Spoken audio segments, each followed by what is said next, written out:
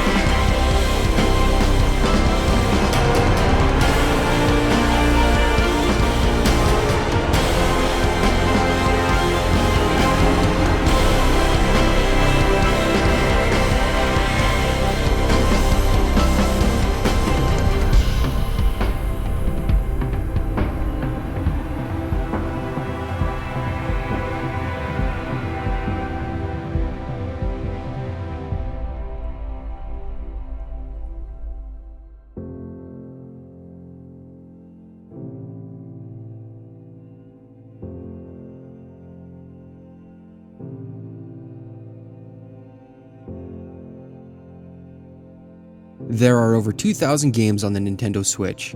Many of those games are some of the best games ever made. There are multiple first-party titles that are essential to play. The Legend of Zelda Breath of the Wild, Super Mario Odyssey, Mario Kart 8 Deluxe, Mario Maker 2, Donkey Kong Country Tropical Freeze, Super Smash Bros. Ultimate, The Legend of Zelda Link's Awakening, and the list goes on. There are also games from other larger studios like Ubisoft, Bethesda, Capcom, Sega, EA, Rockstar, Activision Blizzard, among many others. The Switch also has another side to it. The indie game scene is thriving. I will admit that I haven't played many indie games. I think I've been afraid of them because I didn't want to spend my time on a game that wouldn't pay off. I didn't want to invest my time and money into something that would ultimately fall short of the first-party releases. That all changed during the 2019 holiday season. Nintendo had a massive sale on all sorts of titles, from giant first-party games to small indie titles.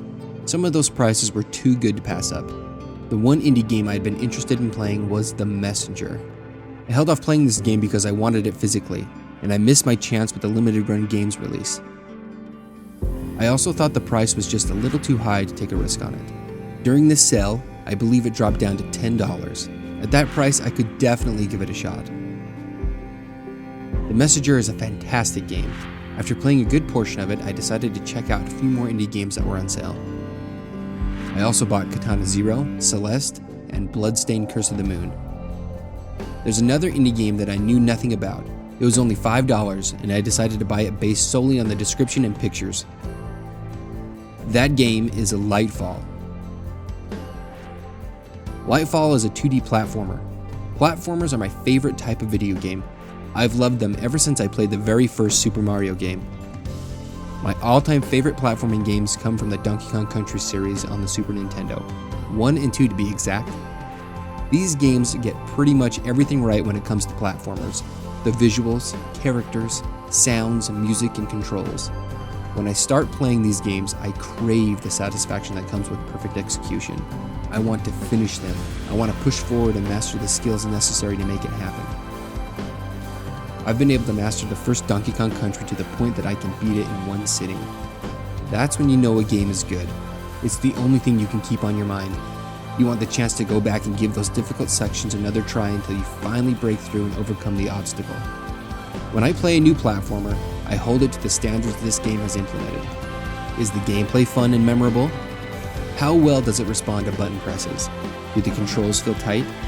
If the game has even the slightest delay from the button press, I cannot play it.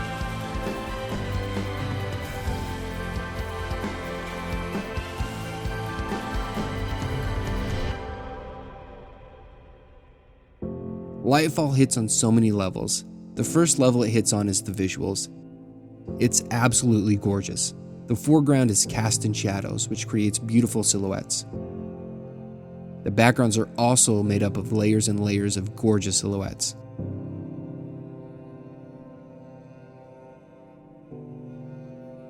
The lighting blended with fog and particle effects create the mood and atmosphere of each level. The character model is very simple, a small, silhouetted figure with bright, white, lit-up eyes, much like Limbo or Inside. You know what it really reminds me of are these levels in the Donkey Kong Country Returns series. These silhouetted levels look so similar, and I love the way they play. There's beauty in simplicity. There are two main characters, the character you control and a wise old owl. If you've dabbled in The Legend of Zelda: Ocarina of Time or Link's Awakening, you'll be used to the frequent visits of a wise old owl. This rendition of the owl is the narrator, so he'll be there for the entirety of the game. I didn't find it annoying or unpleasant, but I could see some having a problem with it. His character design is also very simple, a dark figure with white glowing eyes and mustache. I enjoyed his narrations and commentary. Eventually I gained a sense of camaraderie with the owl. I felt like we had to take on this fight together, that we were the only ones that could get through it. The controls in Lightfall are a definite highlight to the gameplay. Not only is it fluid and easy to control, they are ultra sensitive. The character is floaty, but I appreciate the extra time to think as the camera is pulled back quite far, making him very small on the screen. I don't think I ever blamed the game for an accidental death. That was on me and my clumsy reactions. With all the things this game does right, you might wonder if it's just another platformer. Does it do anything different in terms of design or gameplay? What else could be done to innovate a platformer? They've been around for decades. Could there be any way to mix things up? The star of the show is the innovation they added to this platformer. I've never seen anything like what they've implemented in this game.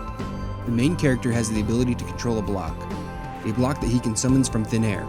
When you jump, with another press of the B button, a block will appear beneath you. You can do this for 4 successive jumps. You can also control the block to deflect beams, control a boat, operate machinery, create platforms from sparkles in the air, and throw a projectile. This new mechanic is a game changer. I had so much fun running through the levels creating platforms to get to different areas, or just trying to get as high as I could and jump down. There are a few downsides to this game. It isn't very long. I finished it in just a couple of hours. The difficulty also ramps up significantly on the last portion of the game. That's exactly what I expected would happen. However, there aren't very many checkpoints in this section of this game, meaning if you mess up, you're going to the very beginning of the stage. It gets extremely frustrating failing over and over on the same spot. You just want to try again, but you have to slog your way to the spot that was so terribly difficult to get to. Most of the time I die on the way to that spot, but that's not to say it's a bad game at all. These minor flaws hardly impact the quality of it. Lightfall has a story that gives purpose to the gameplay. It's fun to follow along as the owl narrates the lore of the world you're in. As you traverse this bleak world, checkpoints are presented in your path. Thank goodness they're there because you'll be going back to them over and over. This game requires pinpoint accurate platforming while maneuvering through the environments. If you mess up, and you will, your character will be sent back to the last checkpoint. Fortunately, you have unlimited tries to complete each section. Some of the level segments are fast-paced, requiring split-second reactions that must be 100% accurate to progress forward. The bosses are also epic in scale. Outrunning giant tidal waves to reach the goal was definitely one of the highlights of the game. Again, the game isn't very long. I finished it in just a couple of hours. I did put the controller down to give my nerves a break and gather myself. My frustration mounted after a few hundred tries to complete certain sections, but I wanted to jump right back into it. I craved the satisfaction that comes with perfect execution, and that's when I knew that this game was good. I wanted to finish it. I wanted to push forward and master the skills necessary to make it happen. I wanted Lightfall to be included on the list of games I finished, and I did. I came back over and over to give the harder parts of the game a try, until I finally beat it and reveled in the glory that comes from doing such a thing. After my experience with Lightfall, It opened a whole new world of gaming possibilities.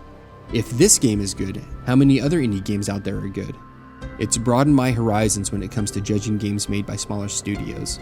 I'm now actively looking to play indie games. I have a back catalog of indie titles that I'm excited to take on. Lightfall is a game that shines like a gem in the shadow of massive giants. It's a shorter gaming experience that is packed with memorable sequences, perfect platforming, and gorgeous graphics. The new mechanic adds a fresh spin on the dusty platforming genre. It's a fantastic game that's made me crave the satisfaction that comes with perfect execution, push forward and master the skills necessary to make it happen, and include it on the list of games that I wanted to beat. Lightfall is a wonderfully unexpected platformer that I can't wait to play again.